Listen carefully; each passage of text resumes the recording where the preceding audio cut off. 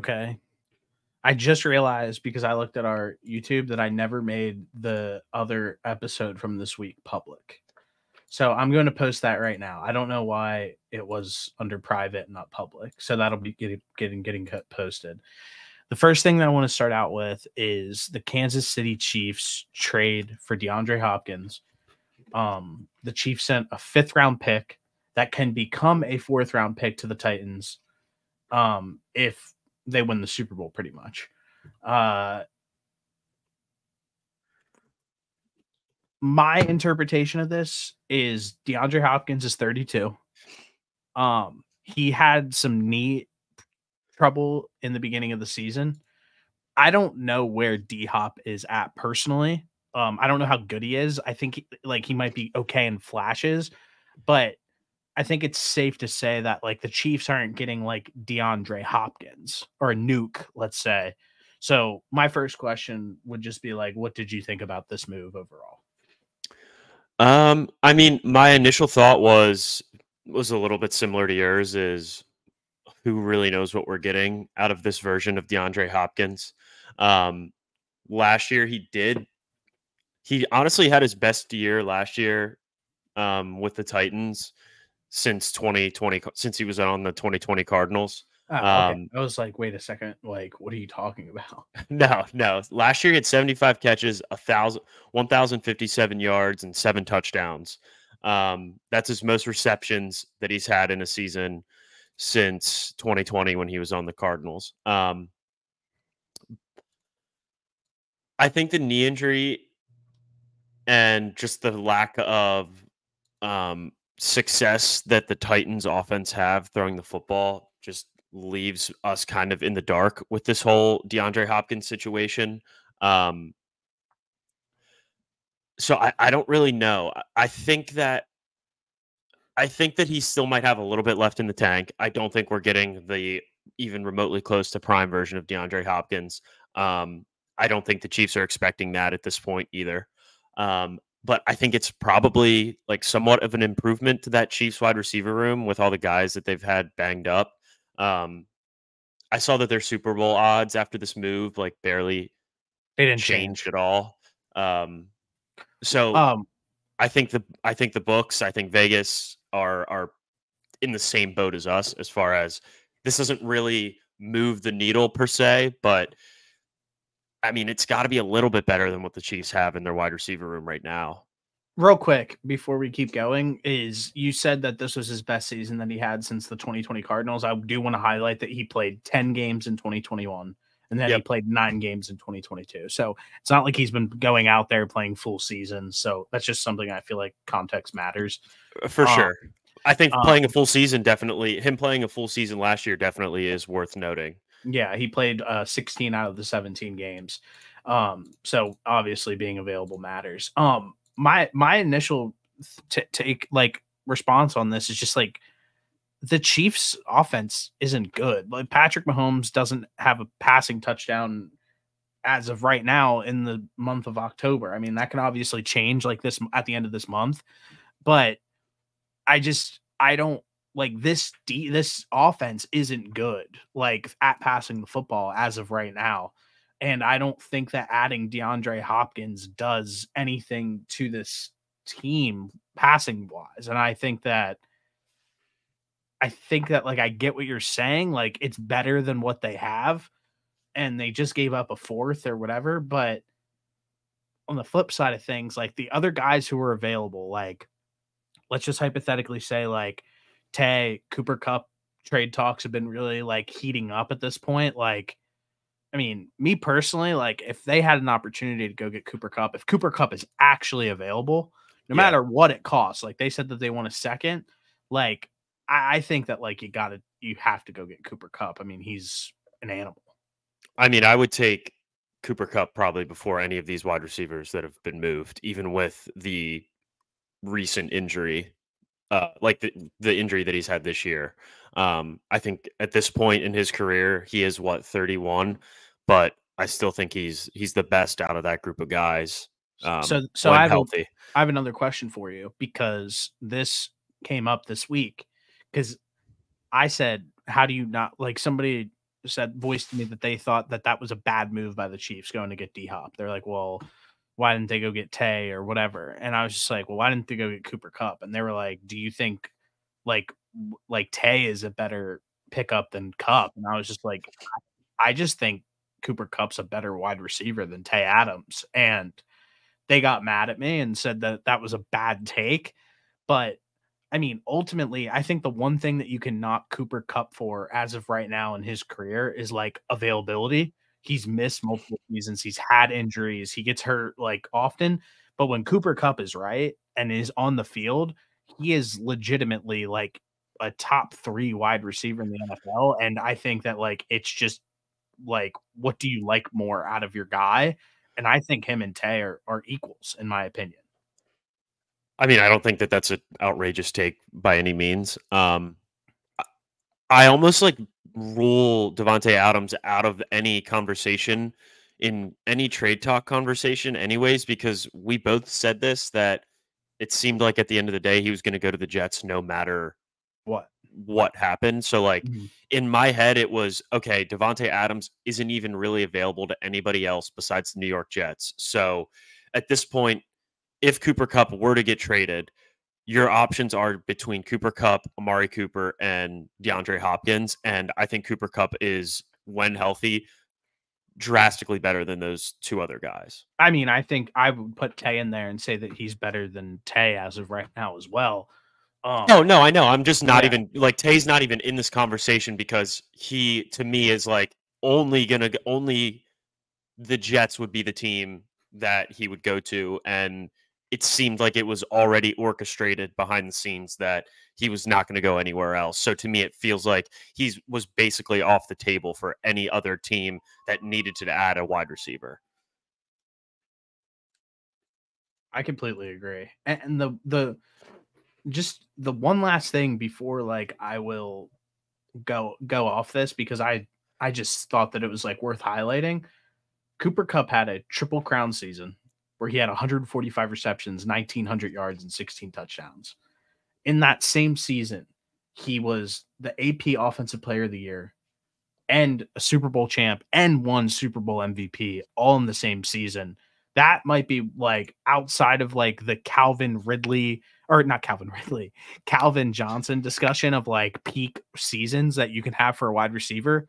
That is like 1B to like a 1A wide receiver season. And some could even argue that it's even better because of like going and winning the Super Bowl, going and winning a Super Bowl MVP. Like he did it all in one season. And I think like peak for peak, like if, because I know people like to have like those conversations as well. We don't usually do that too much, but peak for peak, I just feel like Cooper Kupp's peak is greater than Tay's.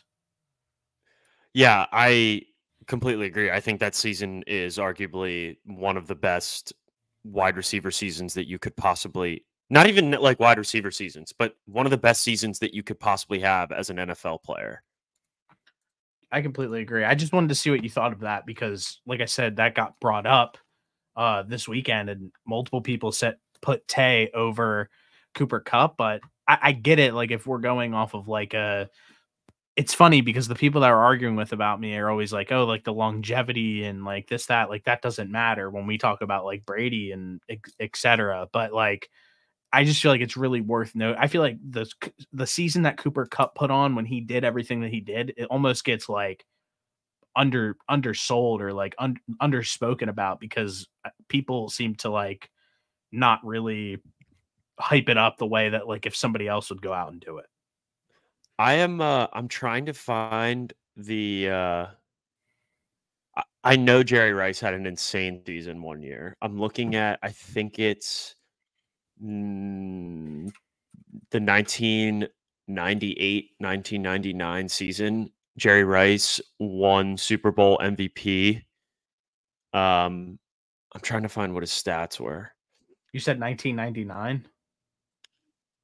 1989, sorry.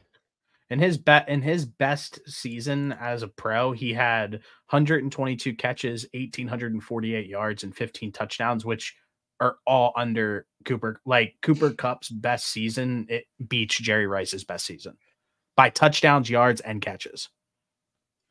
I get that. I'm just trying to like. I think we throw the ball more now than obviously than they did back then, but I think that that's probably one of the most comparable seasons that you could have as a wide receiver to, like, if you were to take Cooper Kupp and put him back then with the amount of passes and whatnot that they did in 1989, I think that it would be translatable is what I'm trying to get at. Because Jerry Rice, I think, won the Super Bowl MVP that year. And uh, the stats that you just rattled off, even though less than what Cooper Kupp did, still an impressive season. No doubt. I'm definitely not knocking that at all. Just something to highlight that I just read off. I just read off statistically probably his best year ever as a pro, Jerry Rice, and Cooper Kupp beat him in every category. Yeah. So pretty crazy to think about like what he did at his peak. Definitely shocked by all the movement going on, all the wide receivers. I'm interested to kind of see how it plays out for the rest of the season. Obviously Amari Cooper went out and had a touchdown last week in the red zone. Tay was really silent in his debut for the Jets, but he had a great tackle though. Yeah, great tackle. But I'm just shocked. And then obviously D-Hop to the Chiefs. I'm just shocked about everything, all the movement that's been going on lately. And obviously it's not over yet. And honestly, when I heard that Kupp and Stafford were both available, I was pretty shocked to hear that because I just thought that those guys would retire Rams. But when you kind of just think about it a little bit more, if the Rams are ready to move on from two guys, their front office and their coaching staff is some of the highest regarded coaching staff in front office in the league. And if they think it's time to end that era of Rams football, you probably have to kind of just be okay with it as a fan because you got to trust those guys. And one team that I saw that Stafford could potentially go to is the Minnesota Vikings, which we're going to talk about Thursday Night Football tonight. And somebody said to me like, well, why would the Vikings trade for like Stafford, like when they're having like such a great season, like blah, blah, blah. It's just like, if you get Stafford in that building with this Vikings team, who's like absolutely like piping right now, like they're undoubtedly a Super Bowl favorite. I mean, you get somebody in the building who's won a Super Bowl, who is a lot better of a player than Sam Darnold is. Like you have to do it. If you're serious about winning and Stafford's actually available, it's a no-brainer. Yeah, I wanted to go back on your point about the Rams front office, like making that decision. If it ends up happening, I mean, I think you hit the nail on the head with that. The Rams are in desperate need of a rebuild at this point. Like they did what they did. They won a Super Bowl, flags fly forever, but they are just so injury ridden. And I think trying to trade these guys, although as a fan, it sucks because you've had Cooper Kupp and grew up watching Cooper Kupp, and to see him go elsewhere to finish out his career would be bittersweet. Obviously, they didn't grow up with Matt Stafford, but he did bring them a Super Bowl. So I'm sure he's probably looked upon pretty highly by Rams fans.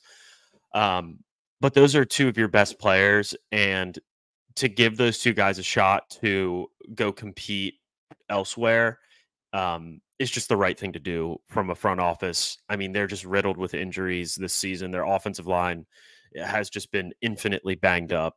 And it doesn't really look like there is a path for them this season. So I think them taking that initiative and saying, hey, probably going to need to have a rebuild here. We still have one of the best coaches in the NFL. We still have a really young, talented receiver in Puka Nacua. We have a really young, talented running back in Kyron Williams.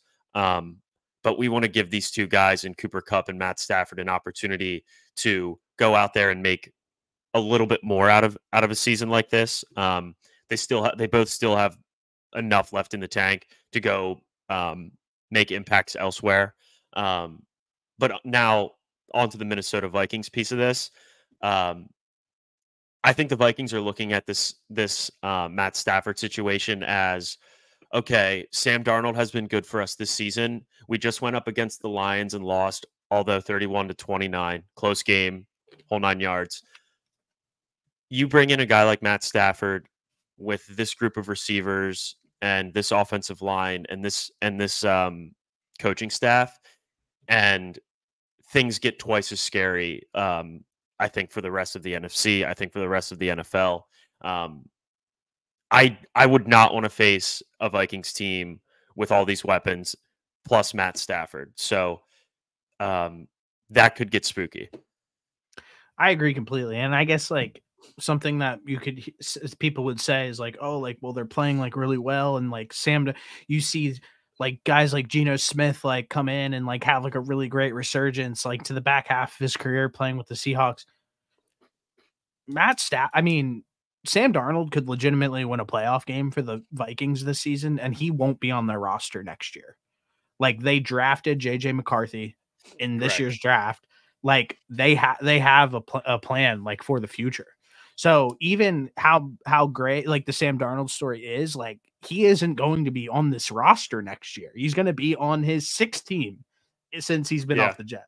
So it tells you a lot that the Vikings, even though he's playing well, are still looking to get better at that quarterback position. And I think that's rightfully so. I really do. So obviously Sam Darnold's doing his thing. I think tonight's going to say a lot about what's happening. But we can, if you have nothing else to say, I'd like to go on to Thursday Night Football. I was just going to say, and I'll finish it at this. If you're the Vikings and you see an opportunity to improve your quarterback room for the short term, and that answer is Matt Stafford, I think you have to go ahead and take that leap. They have their backup. They have their quarterback of the future sitting on the bench right now, recovering. Somebody's going to pay Matt Stafford at the end of, or Sam Darnold at the end of the season anyways. I think he has shown that he can be a more competent quarterback than years past, but I think this is a no-brainer if you're the Vikings, and Matt Stafford is available. Yeah, I completely agree with you. And yeah, I mean, I'm right with you. You have to, if you actually think that you have an opportunity to go win a Super Bowl this season, they're already playing above expectation. They are where they are. You add Matt Stafford to this team, there's an argument to be made that he would be the best quarterback in the division, and I think so. And this team would like automatically be a front runner in the NFC, and they already are now, but by even more to win the Super Bowl. Yeah, that offense will be disgusting. They're getting Hawkinson back. You have the best receiver in football. Like, it's crazy. They'd be really good. Aaron Jones is a phenomenal running back, although he's banged up, but definitely he played banged up last week. He played crazy, so I don't know how much that means. But tonight, the Vikings at the Rams. The Vikings are 2.5-point favorites on the road. The over/under is 47.5. Obviously, the Rams get Cooper Kupp back. They get their one offensive lineman back. They get Puka Nacua back tonight. Things are really rounding into shape for the Rams to kind of get back to like where they were. And you could tell because last week they kind of used the game against the Raiders as just like, all right, like we're playing the Raiders. If we lose, we lose. If we win, we win. We're not going to rush Kupp back. We're not going to rush Puka back because we play in a standalone Thursday night spot next week against the Vikings, one of the best teams in the NFL, and we need all of our guys healthy for that. So they kind of used last week as a mini bye week for the guys who were like on the border of being healthy or not. And I really like that they did that, because going into a spot where the Vikings come off of a week against the Detroit Lions where, like you said, they lost 31-29, but every team, we talked about this last year. At what point do we start fading each team that play the Detroit Lions after like a bloodbath like the week before? Teams just are battered and bruised and beat up, and they play in physical games, and like in a close game like this where it was like emotional, and then the Vikings have to turn around on a short week, go out to California, and obviously have to play a team in the Rams who are well coached and getting really healthy. I absolutely love this spot for the Rams tonight. Yeah, I do too, and I think that makes sense as to why the line is only at 2.5 right now. I think even though the Rams are obviously not as good as the Vikings, I think they're going to be able to keep it close. I think that getting these two guys back in Cup and Puka Nakua is phenomenal for them, as well as that offensive lineman.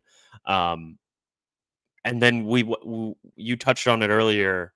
Teams that play the Lions after that Lions game, they lose. They always lose, right? Pretty much. So I mean, look at the Cardinals got smoked. Like everybody who they play, it's like murderer's row almost. Like these games that they play in are just like hard hitting, and like it's tough to play, especially a defense when they're running the ball the way that they run it. It's just tough for a defense to bounce back, especially on a short week. yeah, the short week is not going to play into the favor of the Vikings here, especially against a team that's starting to get healthy. Do you have anything else that you want to add about this game? No, I mean, I think it's going to be a really good game. I'm glad that I wasn't sure if Puka was coming back. I saw that Cup I was was shocked supposed to hear that. Yeah, I saw the Cup was coming back, but I was not expecting Puka yet. So, Rams fans, rejoice! You're getting your dogs back. But yeah, I like the I like the Rams to at least cover tonight. Yeah, I definitely, like I said, I posted in the Discord what I personally think is going to happen tonight, and like I just think that they're going to win. I think that they're just in a really great spot to win this game. It's just like I said, it's more about the spot than the matchup. Anything else? Correct. I fully agree. And listen, I'd rather come off a game against the Raiders than a game against the Lions any day of the week. So For sure. So just getting into week 8 then, eh? yeah, I wanted to do a vibe check on 3 teams since we're at Sure. week 8 and just kind of see where we're at with everybody. Sure. So first team that I wanted to bring up was Dallas. I just wanted to get your thoughts on how you feel about the Cowboys at this point in the season, what you're thinking moving forward for them. I mean, it's just hard when like each week like you get hurt. So you lose key players, you get hurt. Like they're 3-3. They still haven't played anybody in the division yet. And I think that like until the division shakes out and they start playing interdivision games, I think that the only thing that you possibly can do during this time is make sure that like your star players start to get healthy again, like such as like Micah, Lawrence, Duron Bland, Brandon Cooks, even though he's not a star, but he's still somebody in that offense that needs to get better. It's just really about getting those guys healthy and rounding back into shape, and they're not in a bad spot at all. They, like I said, they just haven't played any interdivision games yet, and until they do that, I don't think that we can really have a good assessment on like where the Cowboys are at. Yeah. I'm looking at their injury report as of the last 2 days, and it looks like Micah is listed as questionable. He did not practice on Wednesday. They didn't update anything. I think he probably practiced today if they didn't list him as not practicing. But then same thing with Eric Kendricks. He was listed as questionable and was a limited participant in practice today as well. But those are two key guys on that defense that they're going to want to get back here for this weekend. And Eric Kendricks too. I mean, yeah, and they're not playing, like they don't play a team in division in October, so we have to wait until early November and late November, because then they play the Eagles, they play Washington, and they play New York all in November. And I think once that month shakes out of football for them, I think we'll have a better idea. I don't think that the like people who are like just down and out on the Cowboys, that's fine. You can feel that way, but you really don't have any way of having like a good feel for like what the Cowboys and how their postseason hopes are going to play out until they start playing these interdivision games and their guys come back healthy. yeah.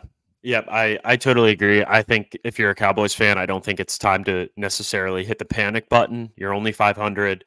You're a little banged up. You haven't faced anybody in the NFC East yet. I think you just have to hold tight and see how you guys round into shape once you get some of your key players back a little bit more healthy. And I think and then we can go into the other two teams, but let's just preview the game real quick. Like, Yep. so the Dallas Cowboys are at the San Francisco 49ers. They're 4.5-point favorites on the road. The over-under is 46.5. I mean, automatically looking at this, like, I just don't think the 49ers are in a position to be favored by 4.5 at this point. No one's healthy on their team. They're just the year for, like I said, when I said this before the season, year from hell candidate, it's really coming to fruition. They lose Brandon Ayuk. Christian McCaffrey hasn't played. Everybody knows the story. We don't have to rehash it.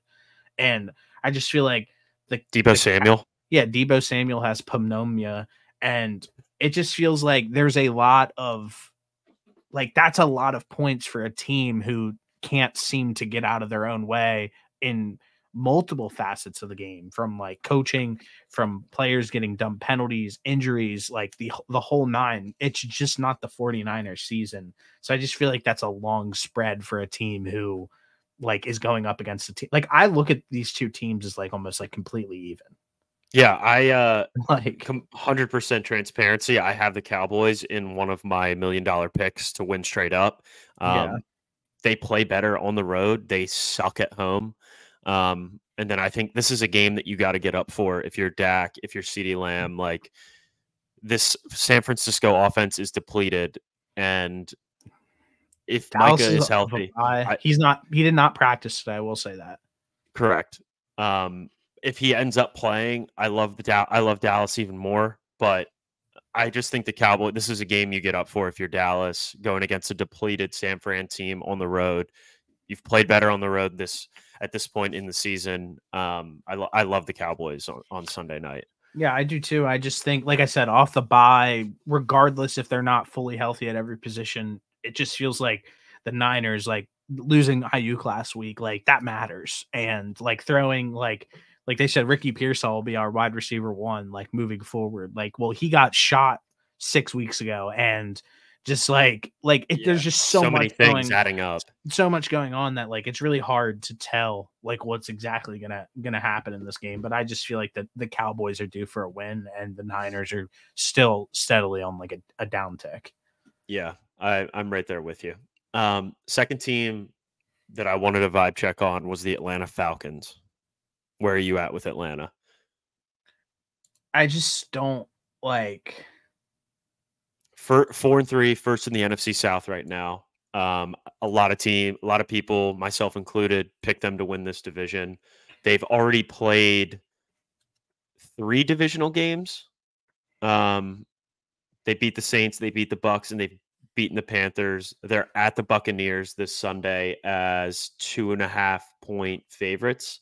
I think that the Falcons really lucked out this season, and I mean that in multiple ways. Is the Saints are so hurt, it's insane. Yep. And the whole division is hurt or bad and getting worse by the week. The Buccaneers just lost both of their best offensive weapons. That matters, obviously. Godwin was literally on a career season. Everybody knows Mike Evans is Mike Evans. He's that good. So obviously losing 2 guys who you could argue are two fringe, you could say that they're 15th and 17th best wide receivers in the NFL. Yeah. Matters. And now you're rolling out Sterling Shepard and Jalen McMillan and Cade Otton. That offense is just going to look a lot different. And obviously we watch the Bucks on a week-to-week basis, and their defense just is what it is. They're going to give up points. So and then the Panthers are obviously the Panthers. So I just think that at this point, we can just say that the Falcons really lucked out, and it's just their division to lose. Yeah, that's where I was sitting with this thought process as well. Unless something miraculous happens for the Bucks and they can get Mike Evans back in a few weeks, or they somehow steal one this weekend, I don't really see a scenario where the Falcons end up losing this division. They've already beaten all of these teams one time. I think they're probably going to handle business against the Buccaneers on a short week, down two of their best players on offense. Like, everything is lining up for the Falcons. Yeah, everything's lining up for the Falcons to win this division, but it's looked that way the last 2-3 years. Everybody's thought, oh, the Falcons are going to win. Yeah. So who knows? Something crazy could still happen. There's still plenty of ball left, but at this point, it's looking like the Falcons are going to be taking home this division for sure. My last team. I got one more team. Wait, hold on. Let's do the game real quick. Well, Okay. I'm just going to give the spread. Gotcha. Falcons at the Buccaneers are 2.5-point favorites, and the over/under is 45.5. I mean, I still kind of like the over, even without like the offensive weapons, just because both these teams can score.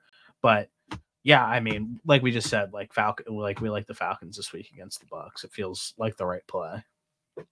Yeah, I think Atlanta's going to be able to stack the box against this Tampa Bay team and just be able to play a lot of man and just say, hey, your wide receivers aren't better than our secondary, better than our corners. We're going to put pressure on Baker Mayfield. We're going to make him make decisions much faster than normal, and really just put the pressure on him. And if he responds, good for him. Great. Yeah, if he responds, great. But at this point, it's tough for any quarterback in the NFL when you don't have your 2-star receivers out there. I did pick up Sterling Shepard in fantasy because he is going to go on like the greatest 3-game stretch tear ever before he gets hurt. Correct. He'll have that, and then I'm hoping Mike Evans is back. I don't even have him, but the game is better when Mike Evans is playing. The Chris Godwin situation is so sad. Chris Godwin was just having such a good year, and it looks like that's probably going to be taken away from him after that injury for the season on Monday night. It's sad. His foot was backwards. Yeah, it was on reverse, but it's unfortunate. Chris Godwin has a close spot in my heart as a Penn State wide receiver. One of the guys that like I've actually been proud to say went to Penn State. He is good. So I do have to talk to you about something about Penn State because I mean that guy James Franklin can't be held accountable, it sounds like in press conferences. But what do I know? Gosh. What do I know, man? It's just the allegations out of Penn State never end, and it's crazy. Maybe it's time to move on from James Franklin. He can't control his guys. Go ahead. Who's the other team? Or my last team. Just one more. My last team that I wanted to check in on was the Seattle Seahawks. 4-3, first in the NFC West. Just came off a 34-14 win against the Falcons, actually. But prior to that, they lost 3 straight. So, yeah, it sucks that DK Metcalf got hurt. If anybody's aware of my fantasy season, I lost Cooper Kupp. I lost Rashee Rice. Christian Watson, I started him 1 week and he snapped his ankle and then was completely fine for whatever reason. I'm trying to think. And then I trade for DK Metcalf. He hurts his knee. I missed Marvin Harrison Jr. one week because of a concussion. So of course I traded for DK Metcalf, and then that same week he's week to week with a knee right after. So like, great. You and the Niners are in the same season from hell. Yeah, literally won a championship last year, and now I'm cursed. Apparently I sold my soul. I mean, I don't see how you don't feel great about the Seattle Seahawks team. The only thing that's going to make them even scarier, which I think could potentially be like more of like a later in the season backslash playoff matchup situation, is when they start to really get fully healthy on both sides of the football in the trenches. Their defensive line and edge rushers are completely depleted, but they're going to be able to come back at some point. And then their offensive line, if they get healthier throughout the course of the season, I just think the Seahawks could end up being like an extremely bad matchup for like anybody going into the playoffs. I just think that they're a good football team. And Geno, everybody's talking about like sleeper MVP picks or who should be the MVP pick. Patrick Mahomes plus 370 is the squarest bet on the board. If you bet that, you're a dumbass. And we hate you. Yeah, it just that makes no sense. He if there's a chance that he might not throw a touchdown in the month of October. So I just think that like that doesn't make any sense. And I'm gonna look at Gino's odds right now. I mean, Gino is absolutely slinging the pill. He looks great. They have the offense and everything that they kind of need to be able to be relevant like long term. And right now, where's he at? I mean, wait a second. I'm looking at the unrelated to the Geno thing, but go unless you have it. Geno Smith is plus 6,000 right now to win AP NFL regular season MVP. It looks like that they're the best team in their division. So I think that, like I said, it's their division to lose. I think the Rams aren't that great. The Cardinals are so hit or miss, and then the Niners can't seem to get healthy, and I think that that's obviously going to really matter. So I think it's their division to lose, and if they go and win the division and make the playoffs, and Geno has the stats that he has with the DK Metcalf, Tyler Lockett, JSN combo, which I really love. I mean, I just like don't really see why he wouldn't be in prime position to potentially win the MVP. Yeah, I think he's in a great spot, and I think that he's going to have to elevate his play and elevate this offense even more with how banged up everybody is on that team. So if they're able to stick it out and make it through some of these injuries and still win football games and still put up good numbers on offense, like I think that makes a phenomenal case for him to be in the conversation for MVP. I'm looking at their injuries as of the 23rd, so yesterday. DK Metcalf questionable, Kenneth Walker questionable, didn't practice on Wednesday due to an illness. Mike Morris questionable, Naheem Pritchett questionable, Cam Young questionable, Julian Love questionable, limited participant in Wednesday's practice. Tariq Woolen questionable, limited participant in Wednesday's practice. Trey Brown questionable, did not participate in practice. George Fant, he is actually designated to return from IR on Wednesday as of return yesterday. And then Stone Forsythe, offensive tackle, injured reserve due to a hand injury. They just put him on there yesterday. So a lot of banged up bodies, a lot of guys on there that you want to see on Sundays. And then even Seahawks. Like Owusu hasn't been playing. Byron Murphy Jr.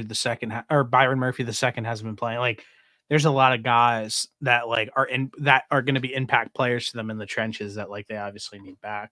So yeah, like I said, I think that if they can get healthy, I think that they could be like a playoff matchup nightmare. Yeah, I think there's certainly some validity to that. I think they're in a great spot to win that division as well. They sit at the top at 4-3. And it just looks like they're the team that's best put together right now to withstand some injuries as opposed to the rest of the teams in this division. So it seems like all three of these teams that we went through are in pretty good spots at this point in the season, although it may feel worse than it actually is for some of these teams. Nobody's really out of it. No, nobody is. There are teams that are out of it, but the teams in the middle who everybody freak out on from a week to week basis, no one's really out of it yet. So no, not at all. So that's why I wanted to pick these three teams, because it doesn't it feels like Dallas and Seattle are dealing with some injuries, and they could be. I could see people freaking out, kind of. Atlanta isn't in the same boat as either one of these teams. They've been pretty healthy thus far. They did just get smacked last week, but the rest of the teams in their division are just so banged up, or the Panthers, that you got to feel pretty good, I would imagine, if you're Colton and an Atlanta Falcons fan. Yeah, I hate Colton. This week the Bills go on the road to Seattle. They're playing at 405. 3-point favorites. The over-unders at 47.5. I mean, obviously we said all of those injuries, but I just feel like this is a bad spot for the Buffalo Bills. I mean, the Buffalo Bills are at Houston. They lost that game. They went back to New York, played on the road, even though they're in New York. You know what I mean? And then they played at home versus Tennessee, where that game was really weird in the beginning, where they were down and it was like, are the Bills going to blow it? And then they finally rounded into shape. And now, again, they're going to have to go the whole way across to the West Coast and play the Seattle Seahawks.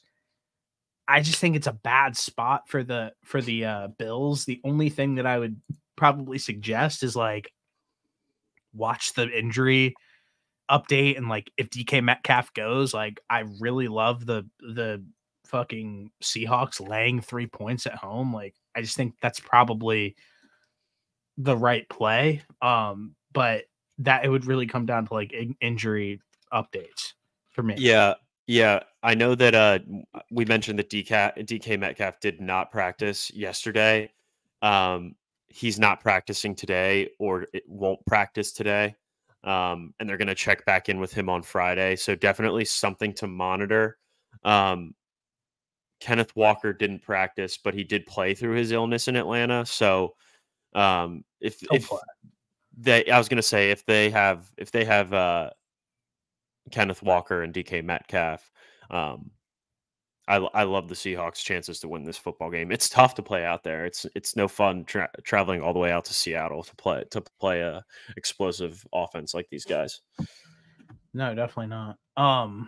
There's just a few more games that I think are like worth highlighting. And the first one that I want to say is the Philadelphia Eagles at the Cincinnati Bengals. The Eagles are 2.5 point underdogs on the road. Over unders 47.5.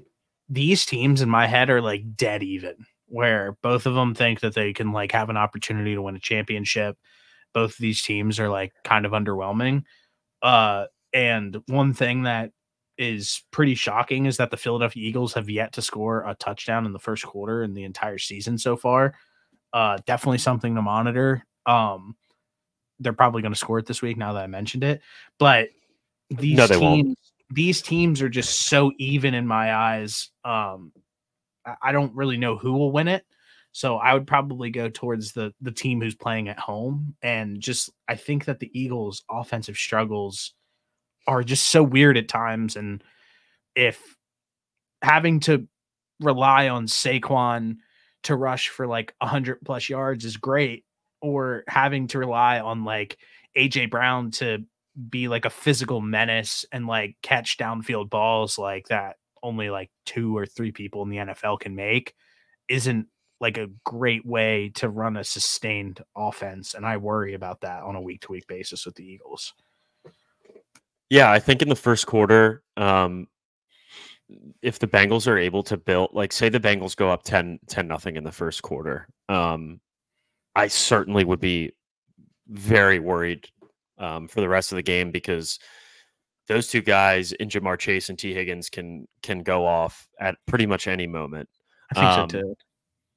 In the first quarter, the Eagles, I believe, they're the worst team in the NFL, but then from an offensive perspective, but then in the second, third, and fourth, they're like a top 5 offense the rest of the way. I don't know why that would change in the first quarter against the Bengals, but I'm hopeful that they figure something out. And I mean, I don't understand how you're that good in the rest of the game, but you just can't even kick a fucking field goal in the first quarter. Like, that's absurd to me, especially with the talent that they have on offense. I agree with you that the deep ball to AJ Brown is not a sustainable way to run your offense. However, they're pretty good at it. It feels like that hey, throw it to AJ play works at a pretty high clip. And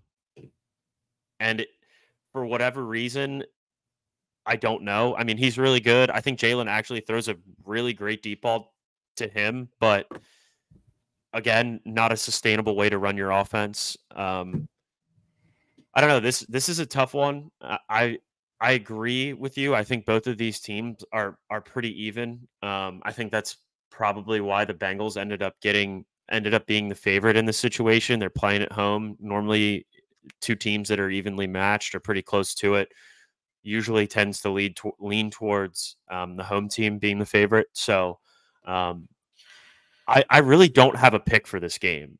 So I want to add something. I think something that's super like under discussed currently is like the Eagles are 8th in total yards, 22nd in passing yards, 2nd in rushing, 18th in points, and then 23rd on third down percentage, which is awful.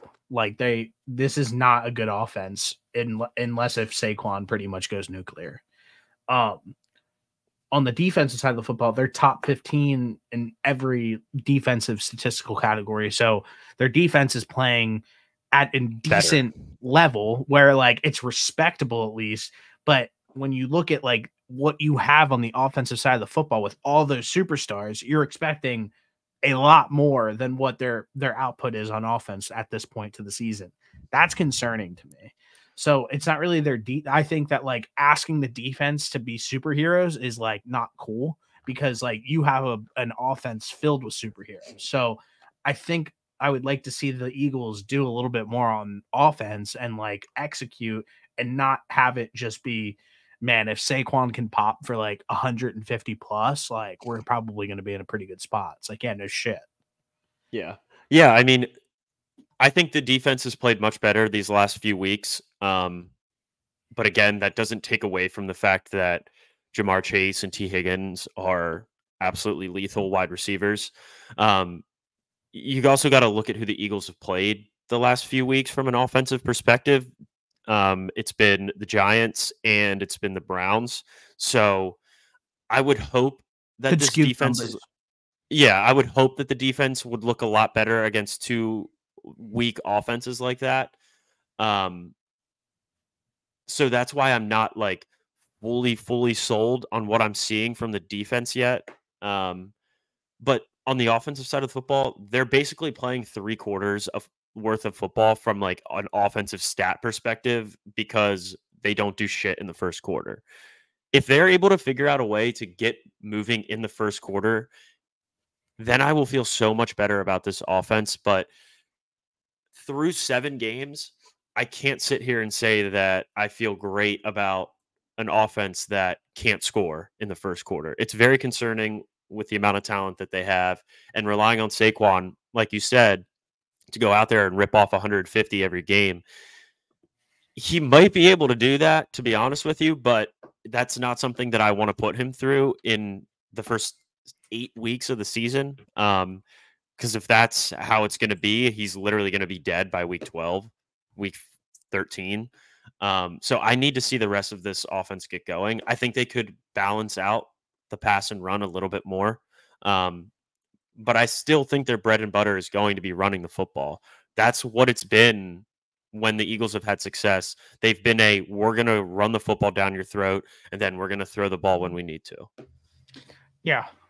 No, I completely agree with you. I mean, that just tells you more about Jalen Hurts than anything else, but agreed. It is what it is. But I definitely like the over in this game at 47.5. I don't see either defense being able to stop each other. Is it still 47? I'm looking on ESPN, not ESPN Bet, but just ESPN, but it has it at 48.5. 47. No free ads. I mean, get the best number that you could possibly get right now on FanDuel. It's 47.5. So take it. What was the next game? Oh, the next game that I want to talk about are the 4-2 Chicago Bears against the 5-2 Washington Commanders. The only thing that's going to potentially derail this matchup is no Jaden Daniels. But as of right now, it's -2. The Bears are -2.5 point favorites on the road in Washington. And the over-unders at 43.5. I don't think Jaden Daniels practiced today. He definitely didn't practice. I don't think that he plays in this game, which hurts. But it would have been cool to watch both of these guys play out. And the only reason I'm bringing it up because if they do get the opportunity to play against each other this weekend, I think this is like one of the best games of the weekend. Yeah, I see. hear on the Commander's injury report that Jaden Daniels did not practice today. So I would lean on him not playing. This is the what could have been bowl. Both of these Seriously. rookie quarterbacks going against each other. Washington playing well above everybody's expectations. We would get to see Jaden Daniels go against a solid defense in the Chicago Bears, but it's unfortunate that he got hurt and that this matchup is taken away from us. If somehow he does play, I think it's definitely one of the games that you keep on the main TV. But this is for sure the what could have been bowl for me. Definitely.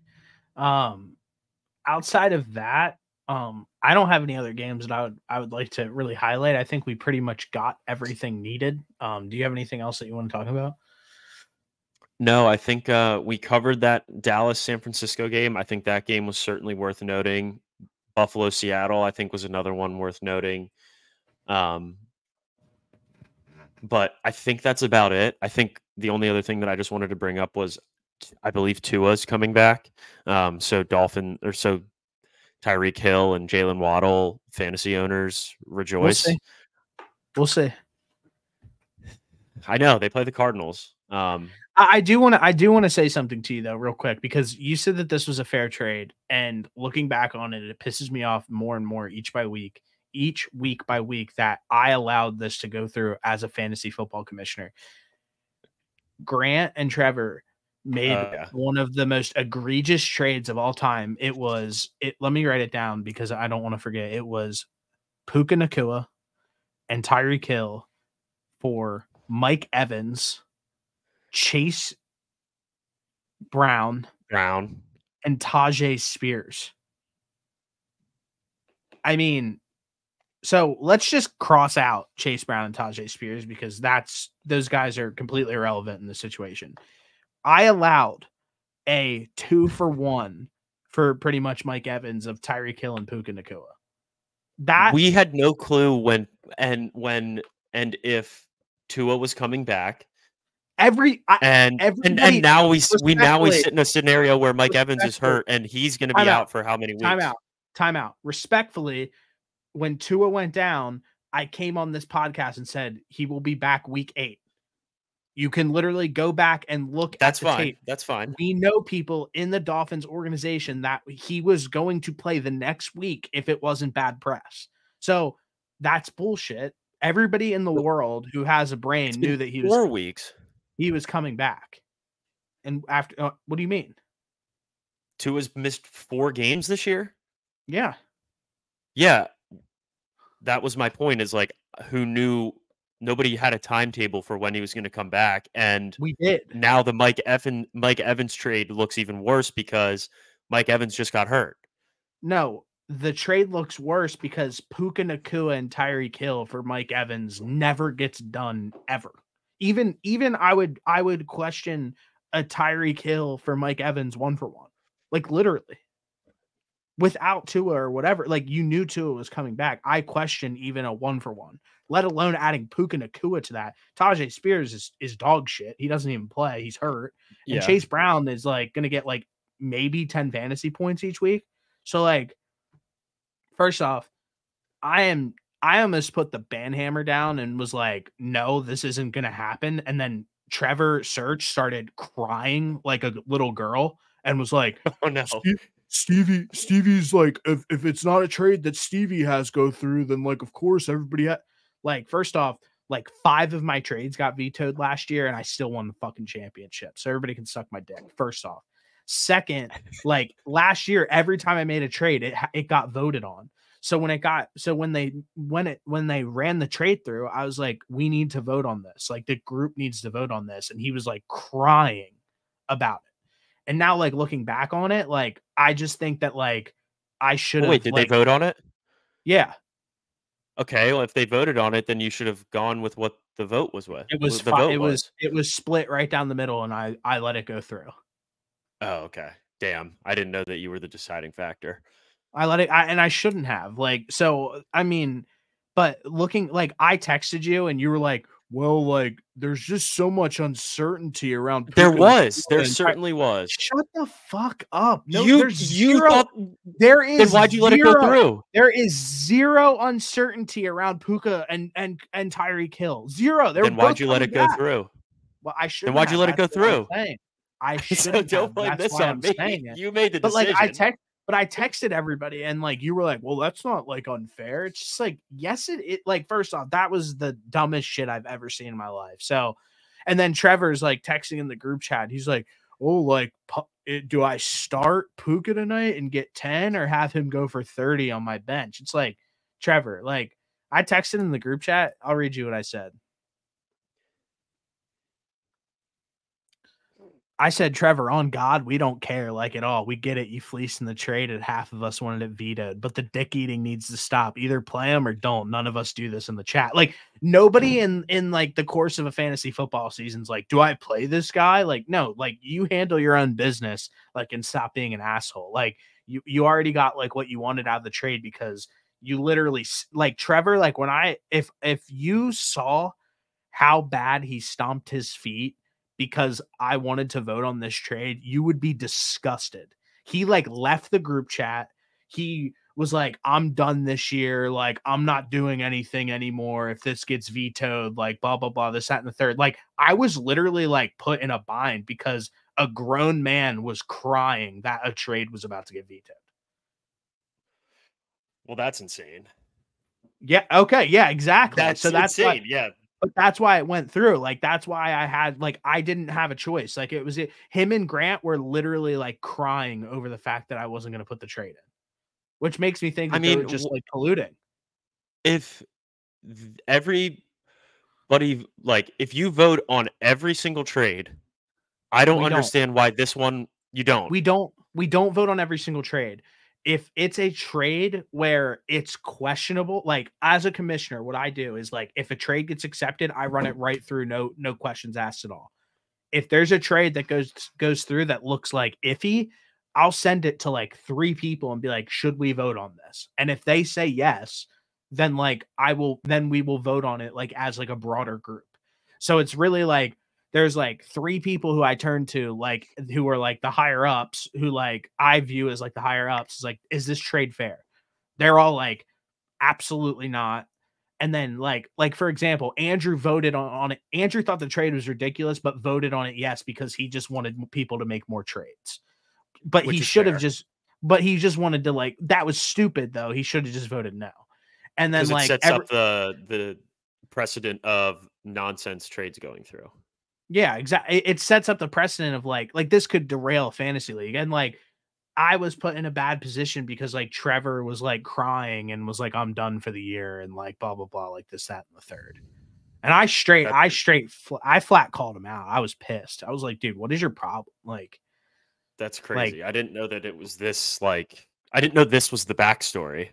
Oh, that was the backstory. And then, like I said, on top of it, like today, like first off, Grant lost 2 after making that trade, lost 2 straight and lost Mike Evans until at least week 11, if not longer.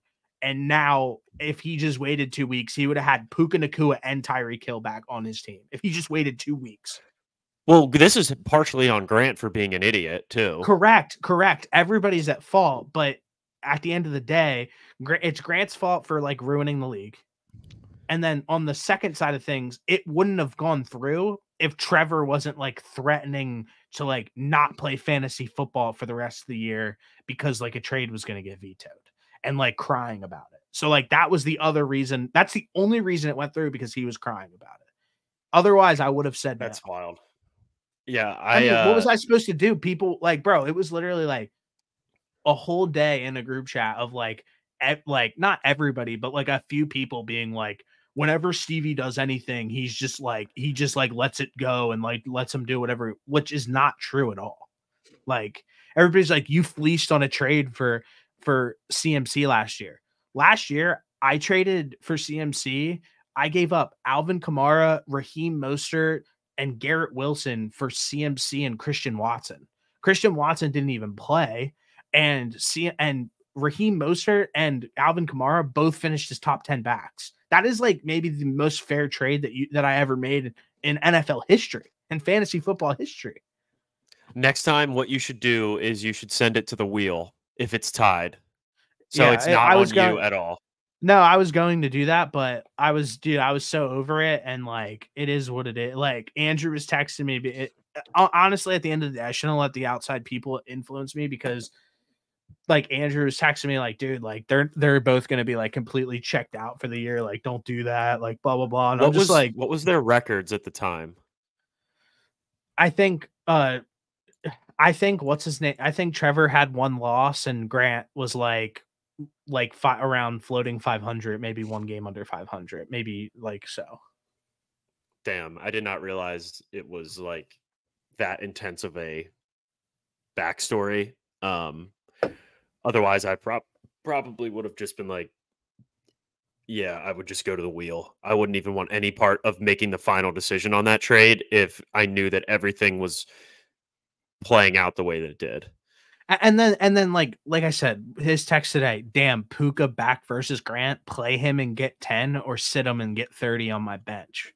Like, yeah, that was not just necessary. Like one that's like completely unnecessary. Like nobody in our chat like will ever like text in the chat and be like, I wonder like who to play tonight. Like we're met. Like we just start our lineups. So yeah, I'm pissed about that trade, like still like to this day. And like, I mean, Grant, like you said, like Grant is just as much as at fault as everybody else because he's stupid. But like it was more of just like the reason why it got over the line and the reason why it's like bad is because of like the other side of things where like it was like you either do this or I'm gonna stomp my feet and be done. It was like, okay. I think Trevor loves the league too much to actually leave. Hey, I'm just telling you what he said. What was said. I get it. I get maybe it. Maybe not done long term, but like done. Like he was like, I'm done for the season. Like I'm not going to do anything for the rest of the season. It's like he had one loss. There's no way that he would. I'm just. There's no way. I know you are. I'm just. It was so annoying. I'm calling his bluff. Yeah, I know that guy loves it too much. I should have also called his bluff, and I should have I honestly just should have stood on business and been like, dude, honestly, go fuck yourself. Which I usually do 98. You know me, like I do that literally 98% of the time in life. True or false? Fair, very true. Yeah, like, I would have left it to the wheel and been like, I literally do that shit to like my mom. Like, so like Trevor's not like any better. But last thing, I know that the Cardinals, Kyler Murray has never won back-to-back games in his NFL career. But, seriously? Yeah, but oh my gosh. This week that's an insane stat.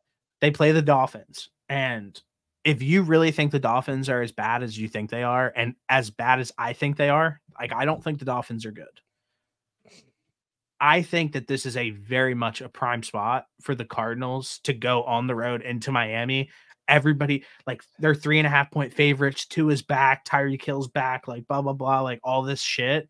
And then they literally just go out and, like, lay an egg or whatever and, like, lose. This is more of a – this isn't a homer pick because I like the Cardinals. This is more of a – I am like almost like – I think Mike McDaniel's like a fraud. Like, I just don't think he's that good of a coach. And on the other side of things, I think that I think the Miami Dolphins defense is absolutely brutal. And I think adding Tua to the mix obviously gets the ball into Tyreek Hill's hands and everything. But like, does that fix their run game automatically? Having Tua back, does that fix this, that, and the third? I don't think so. So I just think that like last little position here is like, the Cardinals on the road being 3.5-point underdogs. Like I do kind of like taking the points with the Cardinals, maybe even sprinkling the money line because I just don't believe in the Dolphins this year at all, with or without Tua. I mean, I picked them to miss the playoffs coming into the season. That was one of my favorite bets this offseason. But I think we've seen that this offense is drastically different with Tua there versus him not there.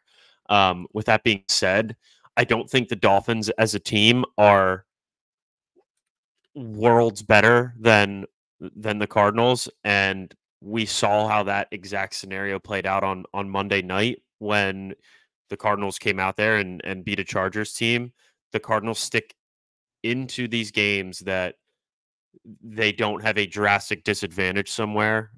We saw that on Monday night, and I don't think they have a drastic disadvantage going against this Dolphins team. I think it's perfectly reasonable for them to come out and win.